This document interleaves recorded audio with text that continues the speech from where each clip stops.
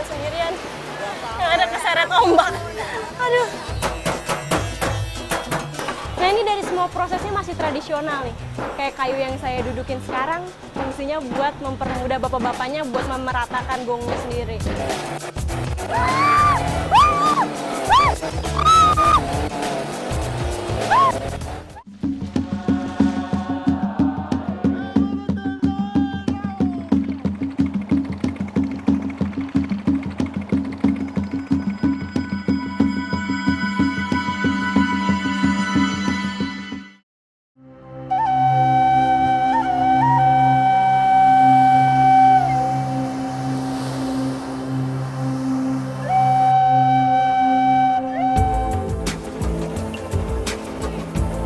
Pantai Perigi populer sebagai salah satu sentra penghasil ikan terbesar di kawasan pesisir selatan Pulau Jawa.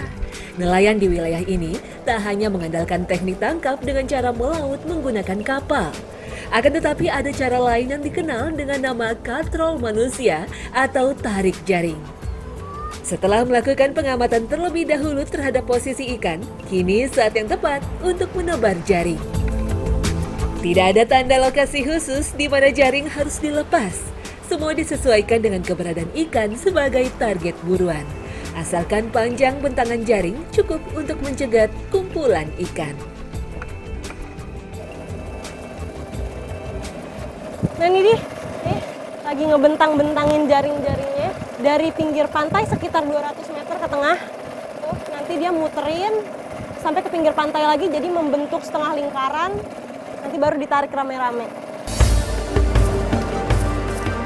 Tarik jaring ikan populer pada tahun 80-an. Sebelum menggunakan jaring, dahulu nelayan yang menggunakan teknik ini menjaring ikan dengan untayan daun kelapa. Fungsinya sama sebagai penggiring ikan ke tepian dan mencegah ikan kembali ke tengah laut. Itu yang di pinggir pantai udah pada mulai narik, saya penasaran, mau ikutan. Tidak ada jenis ikan yang spesifik untuk diangkat. Hasil tangkapan teknik ini semua tergantung kepada musim penyebaran ikan. Operasional tarik jaring sangat mengandalkan tenaga manusia sebagai sumber pergerakan jaring.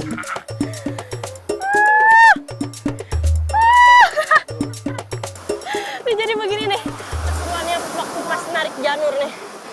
Harus dengan tenaga kuat sama kerjasama. Kalau misalnya narik ginian sendirian, yang ada keseret ombak. Aduh. Semangat Bu, ikannya banyak nih. Tuh lihat, ikannya udah mulai kelihatan. Tuh riak-riaknya tuh. Tuh udah banyak banget ya Pak. Semakin dekat, maka semakin berat beban jaring yang ditarik.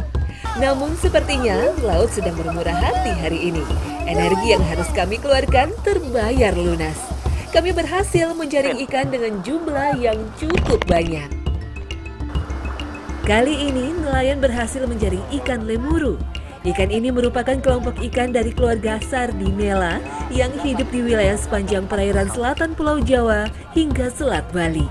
Banyaknya kandungan gizi dalam ikan lemuru membuat ikan ini menjadi buruan setiap kali para nelayan melakukan kegiatan tarik jaring.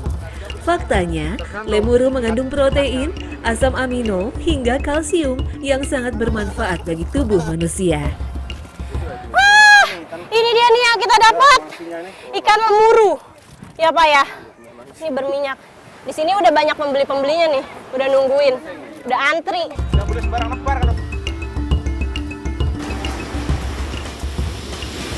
Jika di pantai landai berpasir cocok dengan kegiatan tarik jaring, maka pantai berkarang sangat tepat untuk lokasi perburuan rumput laut. Mengandalkan waktu air surut, warga berbondong-bondong untuk memanen rumput laut yang banyak tumbuh bebas. Meskipun demikian, tak mudah untuk memanennya. Karang licin dan berlubang menjadi tumpuan yang bisa diandalkan kalau ombak laut selatan datang menghantam.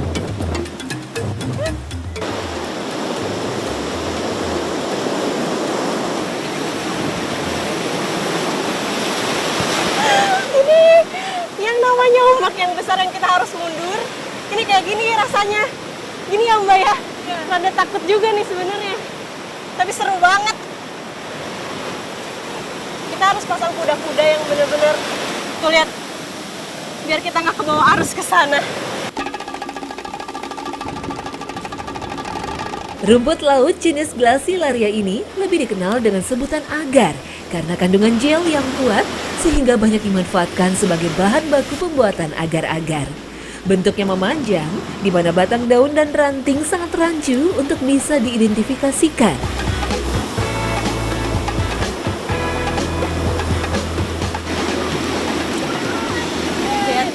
Lihat datang!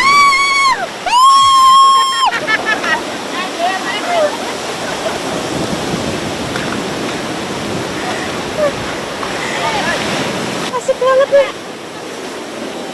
Udah lagi.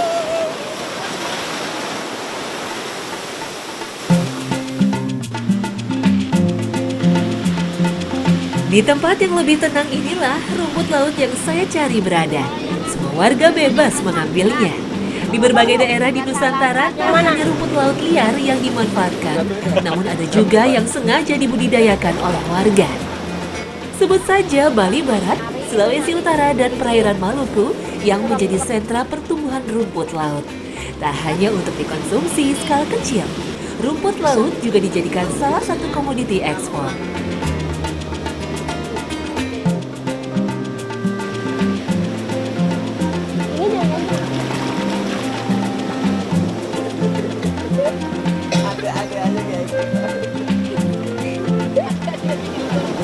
Nah, ini nih yang dari tadi kita cari. Dia bentuknya warnanya hijau, tipis-tipis. Dia biasanya disebutnya apa, Bu? Lumbu hijau. Dia biasanya disebutnya lumbu hijau. Dia ini tumbuh di musim kemarau karena dia berfotosintesisnya dengan baik di musim kemarau. Kalau di musim hujan, dia warnanya warna putih ya, Bu ya? Iya. Nah, makanya kalau warna putih dia nggak bisa dimakan. Kalau warna hijau gini dia bisa dimakan nih. Nanti kita akan buat keripik ya, Bu ya? Iya. Kita akan buat keripik dari ini nih. Nanti kita buat.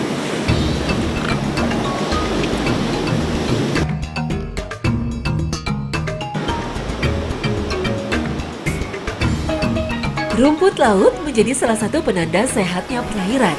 Air laut yang keruh dan tercemar akan menghalangi masuknya sinar matahari ke dalam laut dan mempersulit proses fotosintesis. Sehatnya lingkungan tanam rumput laut akan berpengaruh terhadap kandungan gizi. Rumput laut jenis ulva atau siletus ini memiliki kandungan protein yang jauh lebih tinggi dari bayam.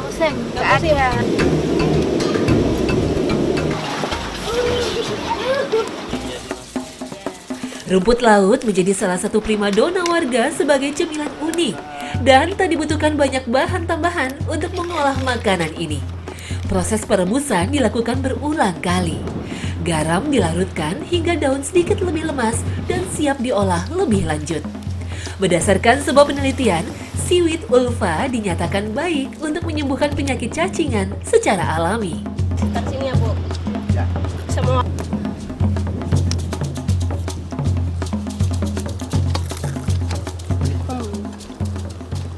Rasanya tuh kayak bayam, tapi dia lebih seret, lebih padat.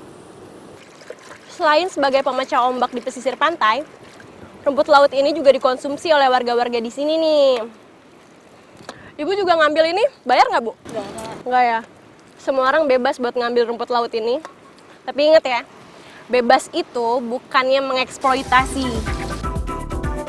Inilah kekayaan kuliner tanah Jawa sebagai perwujudan usaha warga yang tertuang dalam percampuran tenaga di dalam rasa yang disajikan.